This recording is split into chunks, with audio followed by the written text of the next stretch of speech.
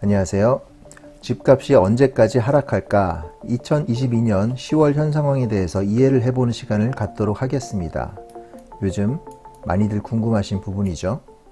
올해 초부터 집값 하락이 계속해서 이어지는 현 상황에서 이 하락이 언제까지 이어질지 이야기를 해보도록 하겠습니다. 집의 가격을 결정하는 요인은 여러 가지가 있습니다. 복잡계의 끝판왕이라고 할 수 있을 정도로 많은 요인이 집의 가격을 결정하는데요. 우선 크게 몇 가지로 나눠보도록 하겠습니다. 첫 번째로 가장 중요한 건 수요와 공급의 균형입니다. 적절한 균형을 잡고 있다가 수요가 우세할 경우 가격이 올라가고 공급이 우세할 경우 가격이 내려가거나 안정화됩니다. 아주 기본적인 내용이죠. 이와 같은 현상은 세상에 거래되는 모든 것들에 해당되기도 하는 모든 가격 결정이 기본 요소이기도 합니다. 주택 수요에서는 인간의 필수제인 거주주택이라는 특수성이 있기 때문에 항상 수요가 우위에 있는 게 일반적이기는 합니다. 이 수요에서 가장 중요하게 작용하는 것은 심리라는 부분입니다. 누구나 싸게 사고 비싸게 팔길 원하는 인간 기본 심리이기 때문에 가격이 오르는 상황에서 더 많은 수요가 생기는 게 어찌 보면 당연한 거라고 봅니다. 현재같이 가격이 내려가고 있다고 생각하는 사람이 많다면 이 심리가 위축되는 게 당연한 현상이겠죠. 수요에서 또 하나 중요하게 작용하는 건 새 것 혹은 더 좋은 것을 선호하는 인간의 기본 욕구가 있습니다. 예를 한번 들어볼게요. 아반떼를 타면 소나타를 타고 싶고 소나타를 타면 그랜저를 타고 싶은 게 사람 마음입니다. 인간은 누구나 더 좋은 집을 갖고자 하는 욕구가 있기 때문에 현재 하락장인 상황에서도 똑같이 유지가 됩니다. 다만 현 상황에서 소나타를 사지 않고 기다리면 아반떼의 가격으로 소나타를 살 수 있지 않을까 하는 기대감에 수요가 대기 중인 상황이라고 볼 수 있겠습니다.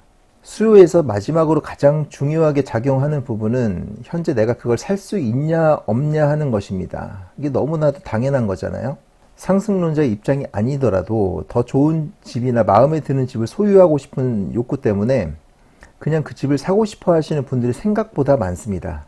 예를 들어 중고 감가가 좋지 않거나 대중적으로 선호하지 않는 비인기 차종이라고 할지라도 누군가는 그 차를 사는 사람들이 있거든요. 그 이유와 똑같다고 보시면 됩니다. 좋은 거 혹은 사고 싶은 걸 사는 분들이 생각보다 아주 많습니다.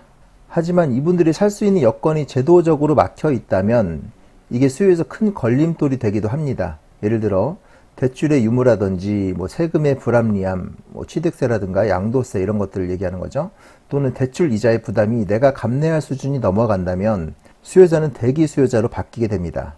굳이 이 욕구를 억누르고 참고 때를 기다리는 건 집을 구매하는 일에만 해당되는 건 아닐 테니까요. 아무리 시간이 지나도 이 수요는 줄지 않습니다. 과거에도 그랬고 앞으로도 그럴 것입니다. 세상에 사람이 살고 있는 한 인간 본래 욕구와 필수제의 특수성을 가진 집에 대한 수요는 절대로 줄어들 수가 없습니다. 다만 제도적으로 이걸 강제하고 있고 보여지는 하락에 대한 지표가 심리를 조금 더 차분하게 대기할 수 있게끔 만들어주고 있기 때문에 수요가 줄어드는 것처럼 보여지는 착시가 생긴 거라고 보면 될 것 같습니다. 앞서 말씀드렸듯이 수요와 공급의 밸런스는 가격을 결정하는 가장 중요한 요인입니다.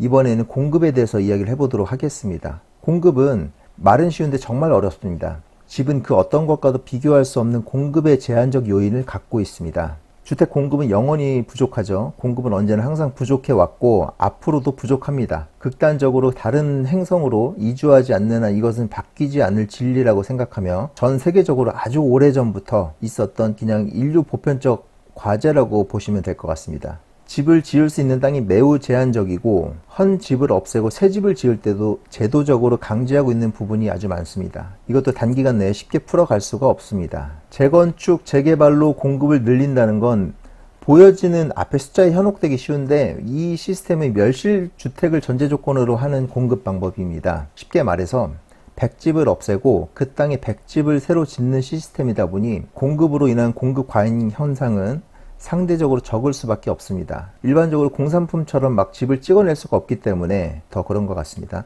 물론 100집을 100집으로 만드는 식의 용적률을 적용하지는 않겠죠. 이 단순한 산수 계산으로 나오는 추가 공급은 생각보다 많지 않은 게 일반적이기도 합니다. 자, 손해보는 장사는 없죠. 공급의 또 하나 중요한 부분은 공급자가 국가기관이나 자선단체가 아닌 마진을 남길 수밖에 없는 기업 중심의 공급이라는 점입니다. 기업은 이윤을 목적으로 집을 짓고 공급합니다. 예를 들어서 10,000원짜리 땅을 사서 또 10,000원의 재료와 또 10,000원의 인건비를 가지고 집을 짓고 추가로 10,000원의 홍보비, 운영비 등을 사용하게 된다면 총 40,000원을 들여서 집을 짓게 됩니다. 이 집을 최소 50,000원에 팔고자 하는 것이 기본 시장 논리이거든요. 기업은 40,000원이 들어간 이 집을 35,000원, 아니 40,000원을 받고 절대 팔 수가 없습니다. 현재 10억에 분양하고 있는 집을 아무리 싸게 한들 8억에 분양할 수 없는 게 바로 이 이유입니다. 요즘 분양가가 계속해서 올라가고 있죠. 집값은 내려간다고 하는데. 현재 땅 가격부터 모든 재료와 인건비, 금융비, 운영비 등이 올라 있는 이 시점에서 아무리 주변 시세가 내려간다 한들 더 싸게 분양할 수가 없습니다.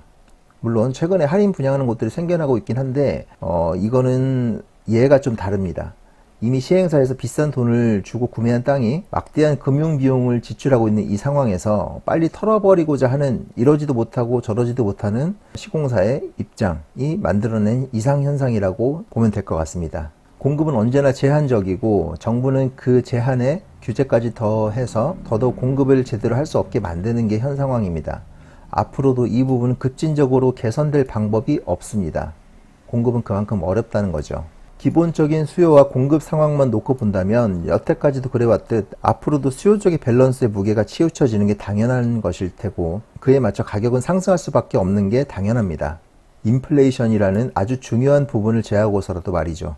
집값의 현 상황을 좀 보도록 하겠습니다. 하지만 지금 현재 집값은 하락의 지표를 보여주고 있습니다. 그리고 모두들 그렇게 전망합니다. 올 초까지 상승만을 외치던 되게 유명한 자칭 전문가들까지 지금은 하락을 얘기하고 있죠. 하락장, 예측의 영역이라고 저는 생각합니다. 하락의 요인이 어디에서 발생했는가를 보면 이 하락의 정점과 하방선을 어느 정도 예측해 볼 수가 있습니다. 심리와 규제, 그리고 구매력 등을 예측해 본다면 나머지 요인은 절대 변하지 않을 방정식 안에 오픈된 숫자와 같은 것이니 정확한 계산의 오차를 줄일 수 있을 거라고 생각합니다. 오늘은 여기까지 정리하고 이 부분은 다음 영상에서 자세히 올리도록 하겠습니다. 감사합니다.